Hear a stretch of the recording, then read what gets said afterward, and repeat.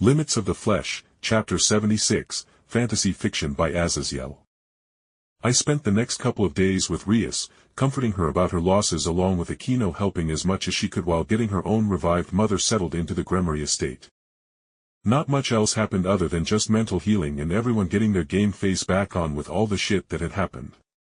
And thankfully after that couple days everyone had their edge back. And in the mid-afternoon, as I was snuggling with Rias and Akeno on a large couch with Koneko sleeping on my lap as we watched a movie, Grayfia knocked on the room's door and came in.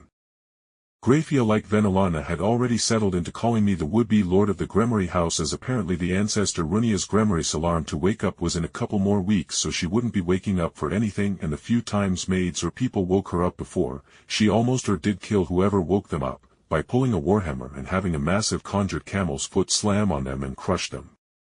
So I was for the most part in charge, is funny enough.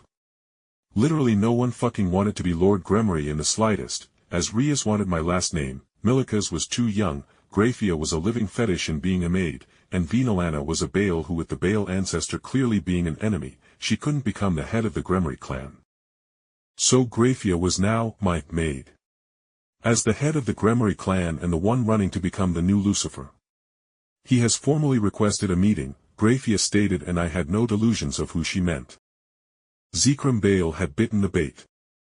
I nodded with my face not changing as my hand continued petting Koneko's head, earning a loud purr that made a ghost of a smile cross my face before I closed my eyes and took a breath before I looked back into the gray eyes of Grayfia, and I nodded before I spoke with a bit of tiredness in my voice. I see. And when will it be? I asked, and she smiled coldly as she responded. In 3 hours. He wishes to speak with you before you begin the process of restoring the clans. Obviously he means to kill you before you create the devils, as he wouldn't be able to kill them with the knowledge of their existence spreading through the underworld. So he will seek to kill you before you can upset the balance, and he can simply claim to wanting to keep the status quo. Rias then cut in with a bit of crimson sparks of power of destruction jumping between her fingers as she continued coldly. And instead we will just kill him when he arrives. Grayfia paused and then slowly nodded with a small grimace as she said quietly. It will make us look bad, honestly. Killing someone with guest rights without them offending us. I could only shrug, as murder was murder, political murder for gain was still just murder. I had come a long way from turning my enemies to waifus, and now I had accepted killing people when I needed to. This was a world built for the strong, and I was already strong, having attuned my body to perfection with so many bloodlines and having my body's natural mana capacity grow greatly over the time I had been around. My thoughts were then interrupted by Akeno, who chuckled and said sadistically. But once we kill the first rat that sticks its head out of its hole, the others will stay in their holes. And to that, Grayfia nodded. As she responded dryly. Indeed, should Jake succeed in killing Zekrom, he will be looked at with the same fear and respect that Surzex had after the war, when he would regularly delete entire miles of land from existence with a wave of his hands. Grayfia's lips twitched before she said wryly. Such a brutal reminder of the old ways will set the old clan leaders and their factions into submission lest they draw your ire. That conversation ended on that topic with my due date for meeting the Baal ancestor at the specific time, and as Grayfia relaxed from her stiffer reporting position I asked idly. I imagine Milica's is with Venelana.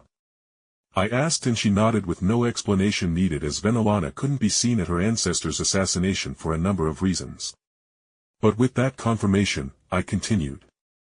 That's good, I like my little bro.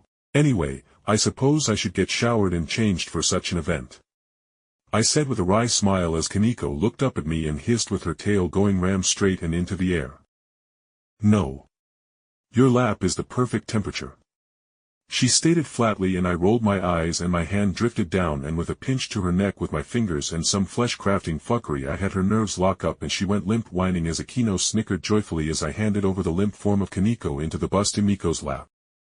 Be a good girl, Akeno, I whispered and kissed her forehead before turning to kiss Rias on the lips and whispered to her in turn. Love you, Rias.